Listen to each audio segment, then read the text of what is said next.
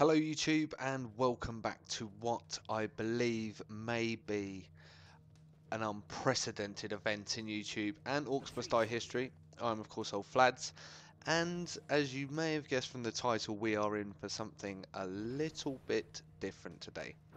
Now, I've shown you the triple threat before the map and I knew it had potential, but until I played yesterday on co-op with Karanes, I wasn't sure just how much potential there was.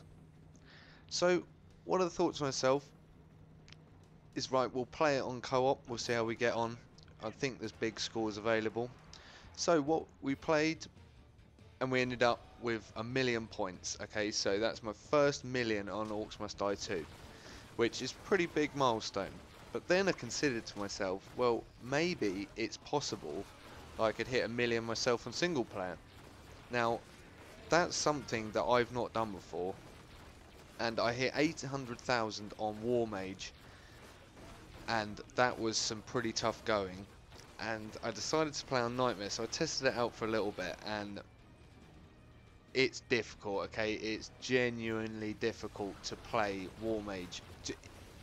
Outside of doing boom barreling the healers and things like that makes the level fairly simple, to be honest. It gets a bit hectic, but other than that, it's still pretty crazy. Now, if you want to get the really big scores, okay, the boom barrels can't really come out. You've got to allow everything into the kill box and just get combo after combo after combo. So after initially just 5 sculling it, and this isn't a 5 skull guide, by the way, okay, it's anything but. It's a pretty messy game as far as it goes. But to be honest, if you want the 5 skull guide, you need to go and see Fried Eggs version. Using the boom barrels makes life a lot easier. Okay, I think it's probably one of the easiest ways just to get through this map. But after doing that, it was really time for me to start pushing the boundaries of what I can do on this level. So as you can see, we are in a fairly conventional kill box. We're using the main choke point, and it's again the combination of the Nanania and Fried Egg kill box. It's my twist on the whole thing. I prefer this over any other setup at the moment. I've tried a few, I've tried several loadouts, I've put in plenty of hours to try and find the ideal one, and I think this combination of the passages kill box really is what creates the big scores. For me, maybe. For me, for other people it'll be different, of course. Now I'm using the stone staff. Ever since I slated it in my first video where I first used it, where I didn't properly understand it, then it's just been always the stone staff from now on, and I think it's especially important. Now, Fried Egg himself uses the crossbow, and I'll be referring to him a lot because I consider him to be the benchmark of what I should be trying to achieve, or what is possible realistically for me.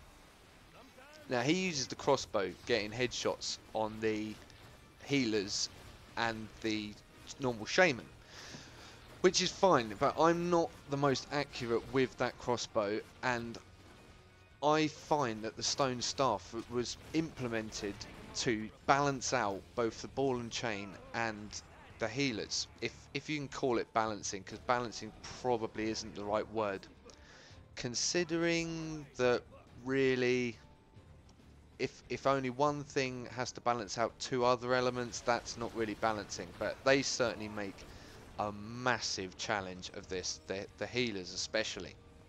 So I go with my stone staff.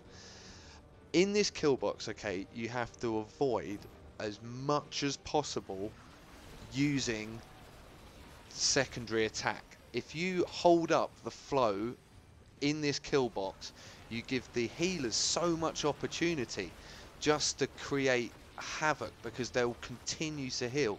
So you have to be not just actively targeting them, you're also trying to deal with the fact that everything around you is now healed. And I may make this mistake once or twice, but it's something that you really have to try and avoid. Unless, of course, you're jumping out of the kill box and going after them, at which case it's probably best to try and use it as often as possible. Now, like I said, this gets pretty crazy, this level, at most of its junctures, and it isn't the prettiest of levels. It's, like I said, it's not a 5-skull level. However, it is what I believe to be the very first million-point video on Triple Threat on YouTube at the moment. So I'm going to take that as my little piece of history. I'm sure someone will correct me if I am wrong. I do tend to be wrong. It's on... Well, I tend to be wrong quite a lot of the time. So I'm sure someone else has already put this out somewhere. I couldn't find it, but I thought it was important that after I got the 1.1 million score without recording, it was important that I showed all my viewers that I can do it and I could put out a video with it. Now, after I got the 1.1 million the first time, I thought to myself, this wouldn't be too hard to put out another video. I should have recorded it really. I was almost angry at myself for not recording it. But then I tried recording it, and oh, believe me when I say, okay, getting this on film, I got 977,000, 890,000, 920,000. I just could not do it, and that goes aside with the fact that this level is genuinely tough as well. It's not like you can just rock into this level like you can on Passages or on War Mage and just completely annihilate the level. It doesn't happen. This level it's not unpredictable, but it's very unforgiving, as you can see there when I die.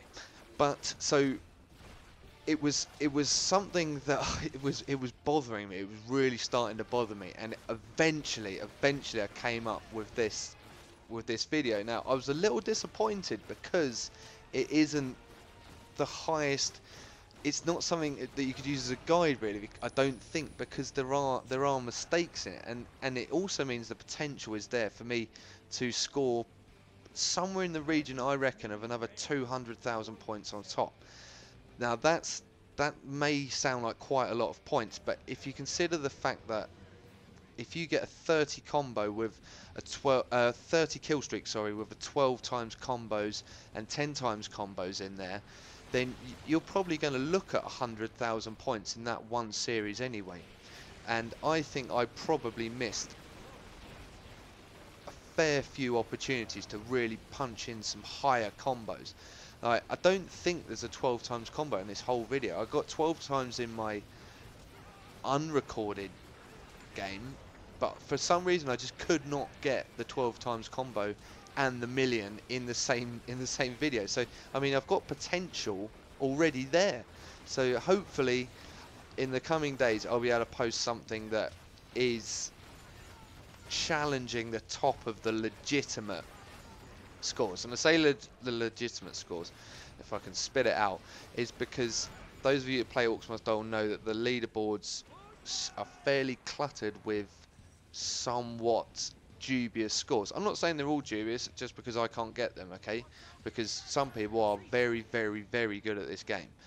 But I would say that there is a good majority, alright, that are fairly odd. And I say majority, I mean the majority of the top page, like the top 10, probably down to about 4th, maybe 3. I think 2 million is probably possible on this level if you played it enough and you really, really went for it. And I said as much to Fried Egg as well when we were talking on YouTube, and I think he probably feels the same, because he's going to be going for something a bit special soon, he said. So you guys need to look out for that, because that's important that you catch hold of that, because that will be a brand new epic of a video, I'm sure, once he gets going with that. So we are moving now into, well, it seems a bit strange. It depends on this level. Not every wave is difficult. Getting through wave 1 recording is surprisingly difficult, and getting through wave 3 where you have a huge spam of healers is also a difficult thing to do. So now we're into wave 7. I think this is one of the more comfortable ones. Wave 8, however, it gets wild again, like massively wild. Now you've seen I've put out my minions. It's important as well in my view that you don't get, especially on nightmare, because obviously as you know there are no go breaks, which means the minions, they're not going to get back up once they're dead. So you want to be looking to reach the limit of Guardian limit somewhere around level 8 or 9. Now I've put my minions out at level 7, which I think it was about time, because they really do help kick on your heavy scoring, and it was important that for this million score that I got this going as quickly as possible. If you put them out before that, you are running a huge risk of them being taken out by one, the archers, but probably more likely the Cyclops mages, who will stand outside of the barriers and spam into your guardians. And that obviously that means that not only have you wasted money, but you've eaten into your guardian limit as well. So when you come to wave 9 and 10, where you're really going to be wanting to push for the big scores, you've got no real backup in as much as you've almost cut off 3 parts of your combo, which is going to eventually affect obviously your total combo, but it's more going to affect the fact that you're not going to get the really high scores. So they're out now. I think, as far as I'm aware, because wave 8 is a funny one and I haven't watched this back yet, so I'm sort of just voicing over the top. As you notice, I am voicing over the top, which I've been trying not to do, but I had to concentrate so hard that talking was just not working while I was recording. So I believe I get through this fine with all my minions intact, and then they will then progress me into the next round.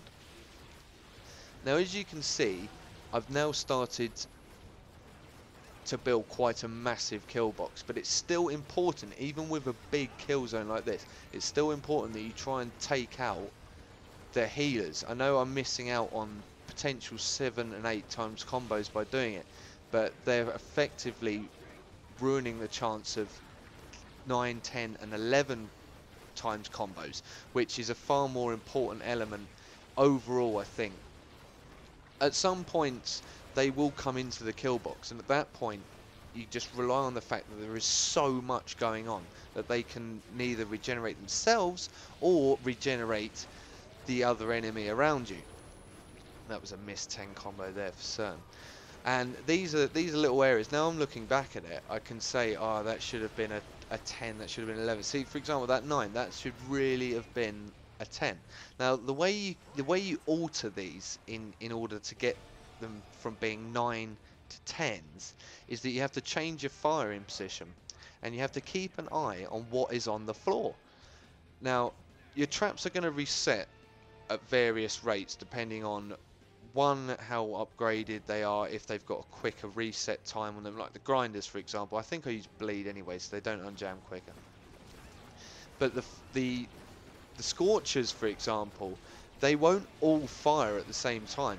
So if you notice now, the front 2 have done, as is the front right scorcher. So what I need to be doing is almost dragging the mobs as best I can further back into the kill zone, so that my other scorchers can then activate whilst the other ones reset. And by doing this, you're continually having the enemy go into hot zones, as I'm going to call them, which works quite well for scorchers, I suppose. You'll have them continually going into these areas where they're always going to be getting big combo hits put against them. And that's hugely important when you're trying to go for these big scores. Now, I'm not the most experienced when it comes to it, so like I say, that these are my observations as opposed to strict guidelines. But one thing that you do need to be looking out for is that you want to be dragging the enemy across your kill box.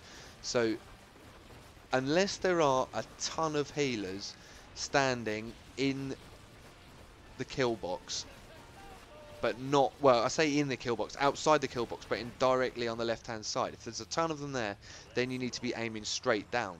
But ultimately you want to try and take the right hand position wherever possible, so they'll, one, pull across your whole kill box, implementing as many traps as possible at any one time. And secondly, that means that you won't be risking killing the smaller mobs before they've had a chance to get into your traps. Makes sense, doesn't it? Okay, so also now you can see my guardians are now, well, that's the limit right there. So this is the strongest point now, and it's probably a little bit late because we're in wave 10 of 10. I'm probably a little bit late, and we are nearing the end of this video, and it does get a little bit hectic again, but it's just so much fun. I cannot believe that I did not find Orcs Must Die like the original game. I've been so focused on FPS that I've just not really paid many other genres attention, and it's completely unfair against the genre because it's so much fun. I love this game.